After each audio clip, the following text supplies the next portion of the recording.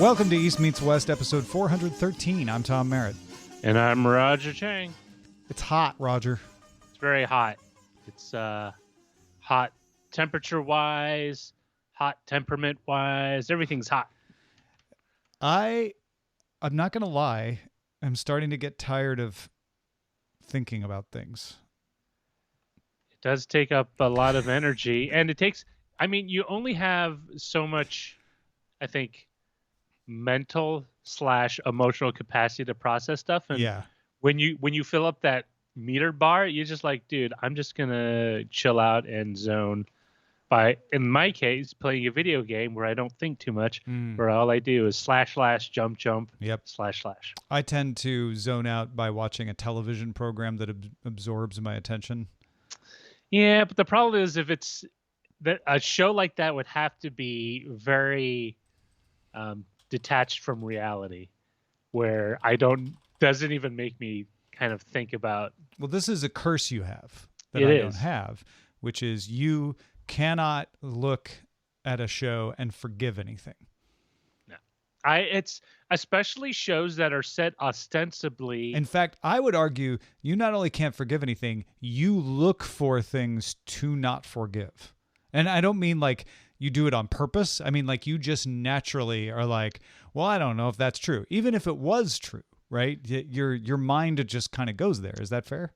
No, I wouldn't say like I seek out those things. Not intentionally, but like, no, I feel like your mind just kind of naturally heads that way. If it flags something, that's one thing. But like, seeking means like I'm consciously looking for those no, things, I think it's subconscious, absolutely. But I think you do latch onto things sometimes where I'm like, well, actually that would be a way somebody works, but you're like, yeah, but I don't know if I buy it, right? Like, so this is the thing, like, depending on the show, there is a level of verisimilitude where I can envelop myself and say, okay, I get it. For example, it's not a TV show, but a movie, The Matrix. There's a kind of defined set of rules that govern that fictional world, that okay, that all jives with whatever. But if it's something that, and this is why I tend to gravitate, if I do watch TV shows, I tend to gravitate toward the more fanciful, fantastic,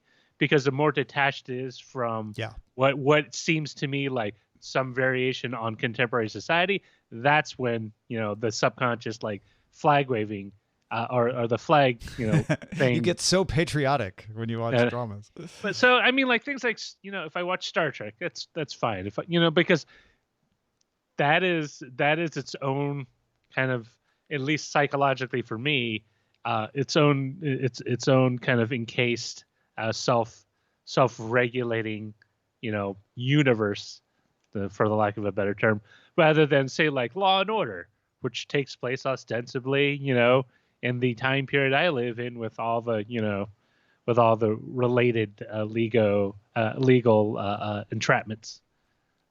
I agree, but for a different reason. Because for me, whether it's just a natural way my mind works, or it's because I intentionally train myself this way, and I think it's both. I think it's easier for me to train myself because I have a natural tendency, but I actively forgive parts of shows. I actively be like, yeah, that's weird, but I'm not going to let it ruin my enjoyment of this, because there's so much else that I enjoy.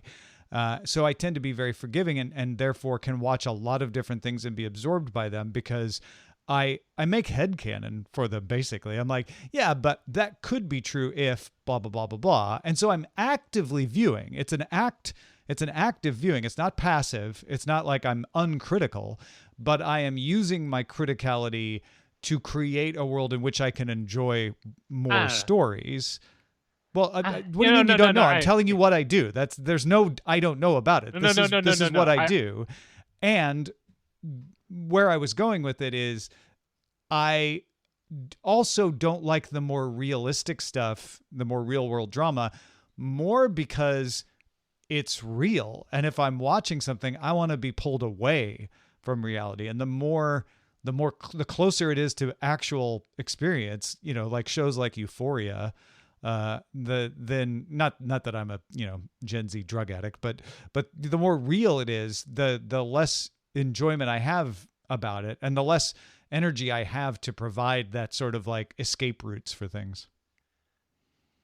Yeah, there's something to be said, and I think this is why there's the enduring popularity of animation for an adult audience, because the way, even if it's something, say like ostensibly a critique on a contemporary society, like say like Family Guy, animation provides like a level of distance, I think, that just, I think for me just doesn't. Everything about it is made up, fictionalized, and It just helps you over the hump of maybe, I forgiving guess, like things the because you're initial hump. already forgiving. Like, well, people don't actually look like that. Yeah, exactly. Yeah, yeah. I take it's like, aha, well, most people don't have, heads, 4 times their body mass. Right. Most people Uh, are not entirely bright yellow, but I still enjoy The Simpsons. but again, I think that's partly why, I mean, at least why I enjoy it. Um, but and I mean, for me, especially when I move into things like video games, there's a certain level of control, albeit very synthetic and very very sandboxed into whatever game world you are. But there's an enjoyment and kind of a catharsis of like, oh hey, I only want to build this. Like, say if I'm playing Uh-huh. Civilization, I only want to build this kind of city, or I only want to do this kind of these kinds of missions in this particular first-person shooter. There's like, okay, I have control, which sometimes I think people might feel a little disempowered, or a little just overwhelmed by the situations in life. And so, I mean, for me, and I know at least one other person, a colleague I used to work with, it's like, yeah, you totally just immerse yourself in it, and it allows you a little escapism, allows your mental faculties, a little breather, while the other parts of your brain are figuring out, which way to kill a zombie or a demon. I don't like video games as escapism as much because they start to feel like work. They start to feel for me like I have to make decisions. I am in control. I don't want to be in control right now. That's my entire day. I'm making decisions and deciding on things, and like I need a break from that. I think that's why I prefer TV, movies, and books, because I can still actively. I've trained myself to actively be a critical listener, viewer, but I don't make the decisions. I can relax that part of my brain and be carried along by the story. Let me ask you a personal question, if I may. I showered this morning. Um, we all live with a certain level of anxiety, and I know you do as well. But for example, in my case, I discussed this with my wife before. Like, if there's something coming up, right? Whether it's the fact that, like, right now I'm going through probate because my father-in-law recently passed, Sure. and we have Yeah, to do yeah, I all this gotcha. stuff. For me, one way I help my way through stress Mm-hmm. and anxiety, believe it or not, is washing dishes, because it's something that's there that needs to be done, and I can complete it. Yep. So mentally, But you don't I have can. to think hard about it. You already know how to wash dishes. It's not Yes, like you're learning it for and the first it's time. not Yeah. difficult. It Pretty is pretty mechanical. Yeah. it's a chore, but Uh-huh. when it's done, I can feel I've completed something. Mm-hmm. I've It's small. It's not in the bigger schemes of the universe and the world. That probably not as meaningful. But for me, it's like I've completed something. It's like vacuuming a room, or finally, dumping the garbage. It's a thing that had to be done, and I've done it, and there's a little sense of gratification because I completed it. So what's your question? So I was going to ask you if you had some kind of go-to when you felt kind of like just overwhelmed or stressed, like kind of like something that would not seem normally to be kind of a release, but is a release. Watching TV Yeah. shows. Yeah. I'm not kidding. Like, I do get that sense of satisfaction from doing some vacuuming and I'm the one who keeps us up on the dishes. And I'm not throwing Eileen under the bus. She does the dishes quite often as well, but I am usually the one that gets to them because I want to get it out of the way. I want to make sure it's not sitting there looking at me going like, here's another task you need to do. That's how I see the dishes. That's how I see certain things. Like, I just want to get this done. There's a coffee cup in the sink. I'm going to wash it and get it out of there. Or if it's dishwasher safe, stick it in the dishwasher. I'm going to make sure the dishwasher runs once a day so we're not behind. Those don't feel like escapes to me. They feel like tasks that need to be eliminated. And I feel good when I've eliminated it, which is why I keep up on them, doing laundry and all of that. But they're not escapes. For me, they are another in the list of things that I have to do. For me, escape is not having to make a decision, not having to do something, because that's all I do all day is make decisions and do things and execute. I need freedom from execution usually when I'm ready for my downtime. Have you thought about investing in a hammock? We have a hammock. Oh. And I lay in the hammock. You've seen the hammock. You Have probably haven't I? been in the backyard in a little while, Yeah, I actually. But I lay in the hammock sometimes, probably not as often as I'd like. But even when I lay in the hammock, I get bored. So I tend to end up listening to podcasts or audiobooks while I lay in it to kind of keep my mind entertained. Interesting. I guess, like, if you were stuck alone on the space station, your activities would be markedly different from mine as we as we work through whatever. We would both have to do the things to maintain the space station. Yes, we then would. The question would be, if those became things you had to do to maintain the space station, would they feel like escapes anymore? Or because you're on the space station and therefore don't have to worry about probate, would you have a different need to escape? Because I feel like what you were describing was there are so many things out of your control that you like, even if they're small things that you can control and complete to give you that sense, because there's so many things you're waiting on others for. Like probate's a great example of that, right? But if you're on the space station, you might not have that same reaction, and maybe you'd have different things that would be an escape for you. It maybe like, I'm completing someone else's, science project or whatever, just to get it done. Like I can say like, oh, all right, another one down on the giant, chalkboard. I wonder if on a space station I would be more inclined to do projects to keep me from thinking about the fact that I can't go anywhere, right? And I guess we all sort of had that experience during lockdowns, or most of us did anyway, where we're like, well, we can't go anywhere. What are we going to do? And it's, I mean, I've often wondered that, like, if we were kind of not maybe forced, but just kind of our only option was to live, maybe not in isolation, but like whether I don't want to say jail, but where you're confined to a specific, geographic area that is your house, for a very lengthy period of time, like a year. But you would still get food and all that, but you just physically wouldn't be able to leave the compound, as it were. How would you keep yourself busy for that length of time? And I can honestly say, if it weren't for the fact that there's the internet, I would go up the wall. Like just being able to hop online, look for information, or hop online and play a multiplayer game, or hop online and maybe learn something. I don't know. But it's interesting because in our society, we're contemporary society, we are at least very comfortable with the notion that we should be able to get into our car, and if we have the funds, we should be able to get on the plane and go anywhere we want. We're not restricted like we were during COVID. And I've always wondered, because like, back in the turn of the 20th century, most people didn't really travel outside of their immediate town that they were born in. Like I was reading, it was like on the BBC, they were talking about a British woman, a very elderly British woman, who had never left more than 80 miles outside of where she was born. Like that was her entire radius of her life, and of her entirety of life. And she was like 80 something.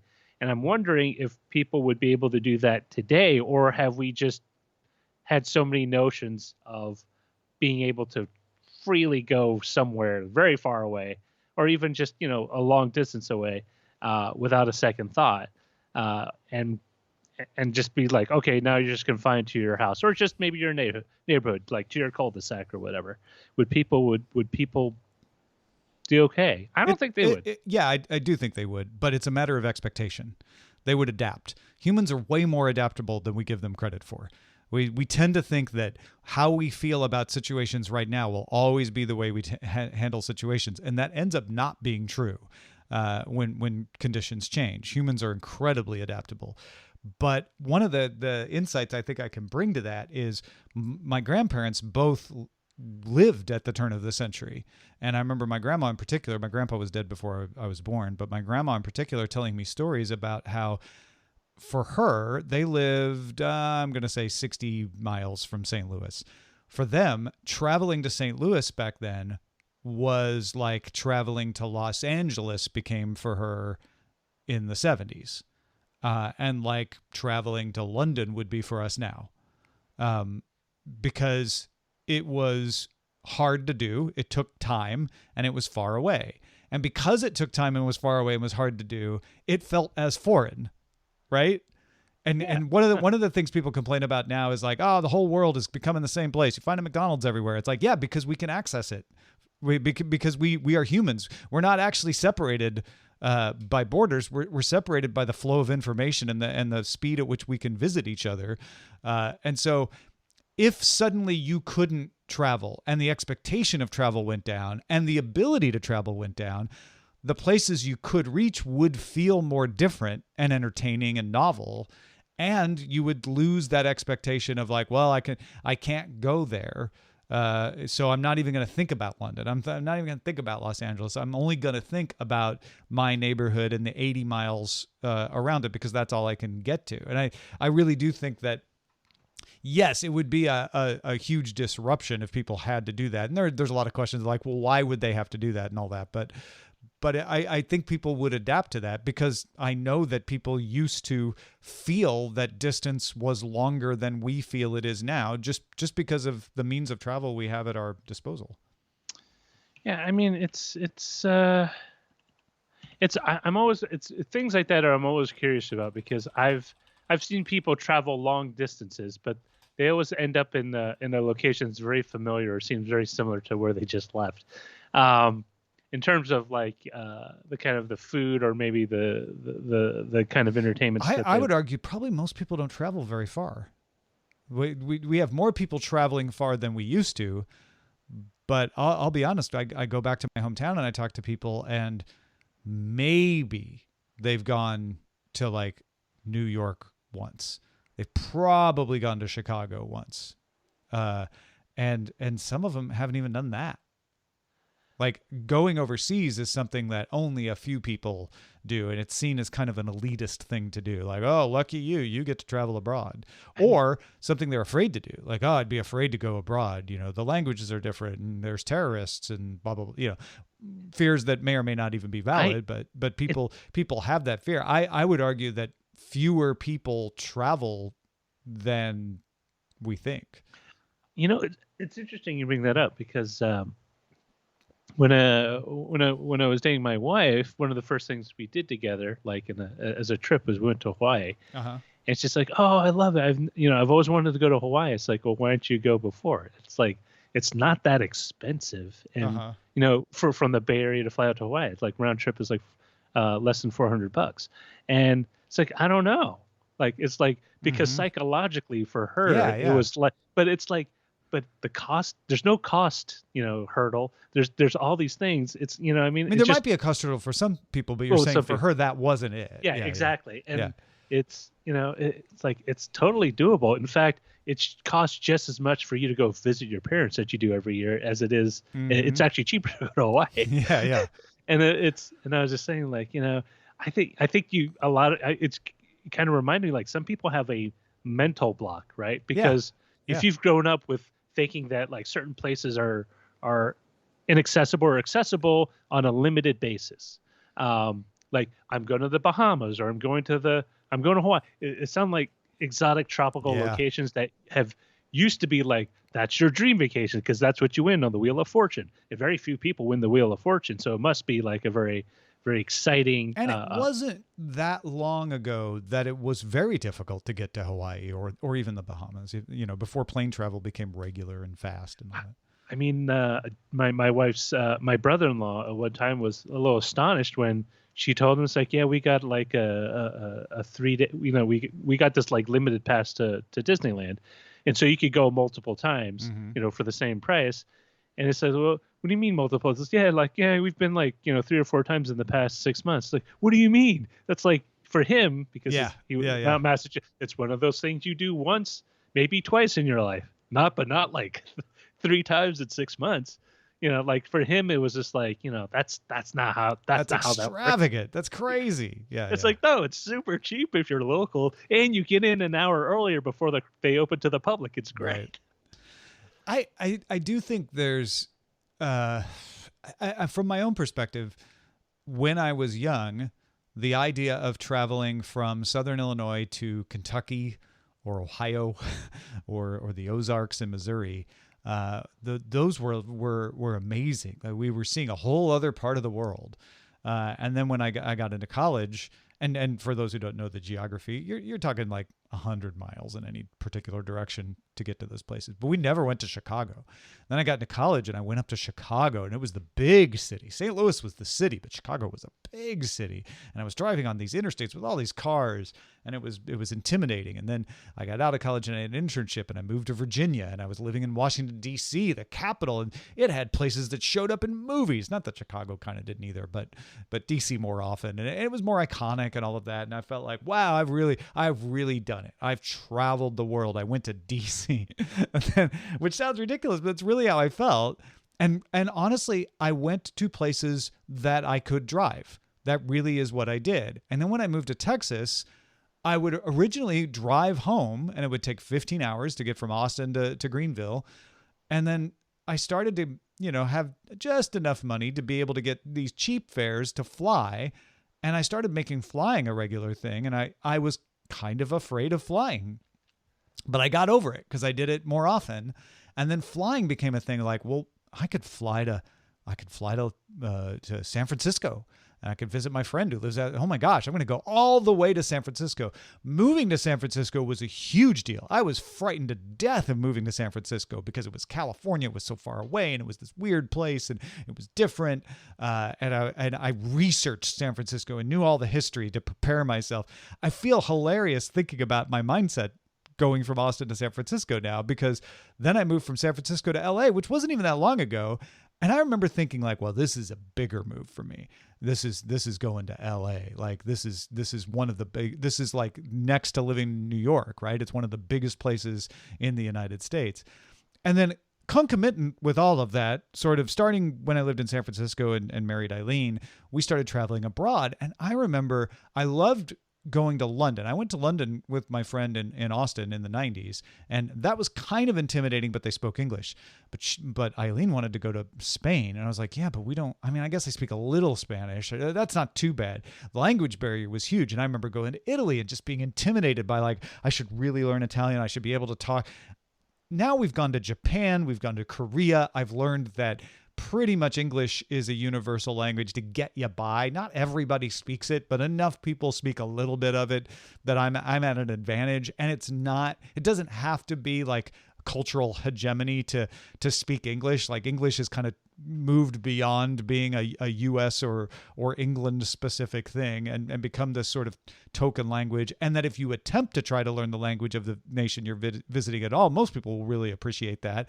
And we're all humans, and you can get around. I was so frightened to go to Japan and Korea the first time because I'm like, it's entirely different. They don't speak English as much. I'm going to stand out very clearly a tourist, and it was fine. So it's the experience that gets you over that. But a lot of people just can't or don't take those experiences to get them past that psychological barrier that you're talking about.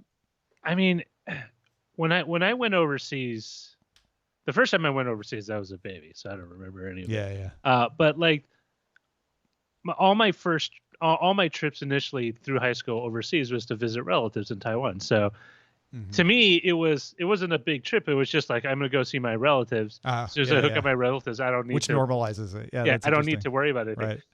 But when I went to Australia, and we'll talk about knowing English, I was visiting my girlfriend at the time, and I knew they spoke the language, but I think the biggest fear I had were the laws. Like, am I Ah, gonna I tried to research laws, and I was like, am I gonna do something right. that's completely That's completely normal normal in the U.S. U.S., but is like Yeah, verboten in Australia. Yeah. and I was like, and that was the thing that that always worried me. Like, I'm already used to being like sticking out, so Mm-hmm. Mm-hmm. that was less of an issue. But I was just like, oh man, like especially going through customs by myself. It's like, before when I went through Taiwan, my family was waiting for me, so Yeah. it wasn't that onerous. But like getting through the airport and then finding transportation to where my girlfriend was, it's like, that's the big one. Like, it's not as simple as, okay, I know where to pick up. Yeah. I can't just pick up a cab because it's like literally 95 miles away. I need to get on a charter bus, all these things. But after I did it the first time, it really smoothed things over because you understood how things worked, at least for that country. Well, Uh, and you start the more countries you travel to, I found out, for me anyway, the more you realize that there's always a way, right? Even if things mess up and you have the wrong information, there's always a way. It's rare that you're gonna get stuck with like there's nowhere to go. Like there's somebody's gonna be able to help you. Somebody's gonna be able to figure out something, and you'll get there. To me, preparation is more about making things faster, right? Than it is when I was earlier in my traveling. It was about like avoiding disaster, and I don't have that mindset as much.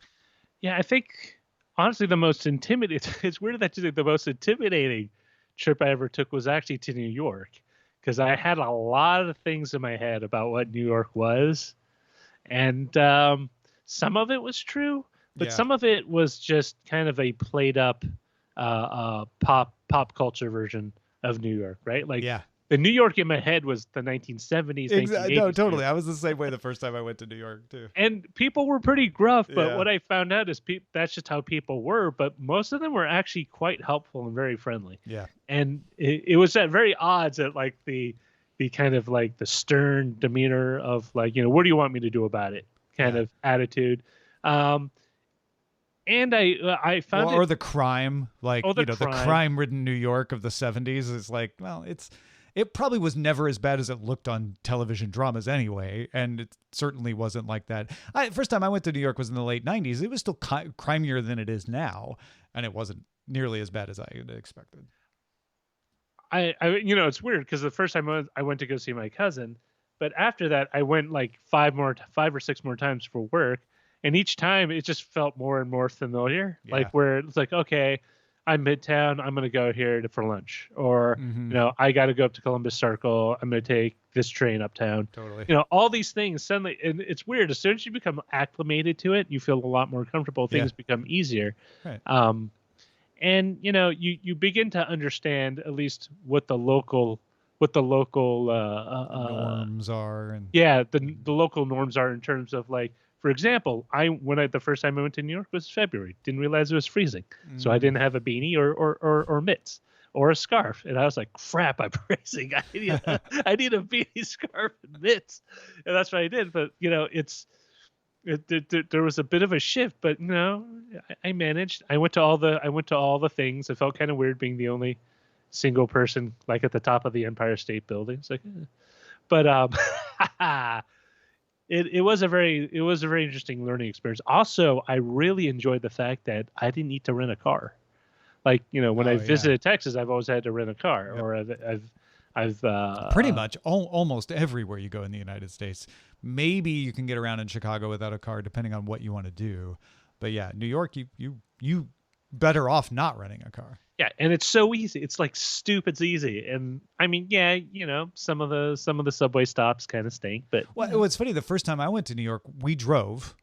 It was a trip that me and this woman I knew decided to do spur of the moment, and we parked in New Jersey. because we didn't want to take the car into Manhattan and have to deal with it. So we found a long-term parking in New Jersey and then took the train into Manhattan. Oh yeah, the PATH, Yeah. Port Authority Trans Hudson.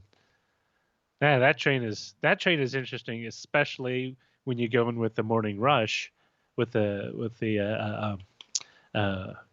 not the I guess commuters with the Computers, I guess. commuters, but like literally like there are all sorts of people there. There are people in suits, people in scrubs, bike messenger people. Like it was a very very diverse slice of the. If you're listening in a country that has proper transportation or regular transportation, you might be like, well, yeah, that's what commuters look like. But you have to remember that most places in the U.S., if there is public transportation, it's usually a bus, not a train, and it's usually for people who can't afford to drive themselves, or don't have the ability to drive, and so you don't get that kind of diverse situation that you're describing, Roger, where it's like, wow, everybody takes the train here. Well, and it was like really cool. It was like nice because I just felt like I blended in. I'm just another, schlub getting off on 24th. It's a little like that in San Francisco, at least downtown. It was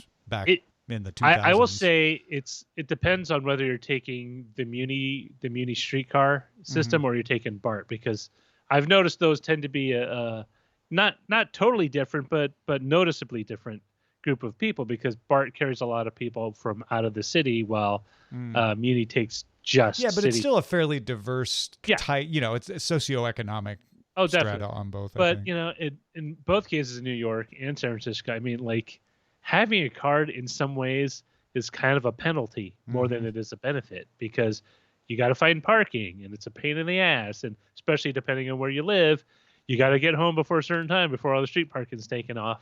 And there are very few places that I can say that have even down in LA where I hear sometimes people complain about parking. It's like, what are you complaining about? you just park, you walk 2 blocks, and for some people that's 2 blocks. Well, it's all far. relative, right? Yeah. It's like when I go to Austin. I think I heard Justin Robert Young joking about this the other day on one of his shows. But you go to Austin and people complain about the horrible traffic, and I get it, because I left Austin in 1999 and the traffic is way worse than it was in 1999. So for most people in Austin, it's like the traffic has been getting worse. I can't believe how bad the traffic is.